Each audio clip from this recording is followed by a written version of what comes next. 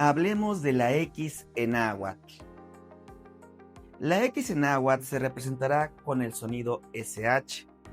Ejemplos con palabras con este sonido sería show, shampoo. Pero ahora en náhuatl, cuando encontremos una X en cualquier palabra, va a sonar como SH, como un sh. Ejemplos: xonacatl, xonacatl. Cebolla, xali, xali. Arena, chapo, chapo. Jabón, México, México, México. Vean cómo esta X se pronuncia de esta manera, como una SH. ¿Ya lo sabías? ¿Quieres aprender mucho más de náhuatl?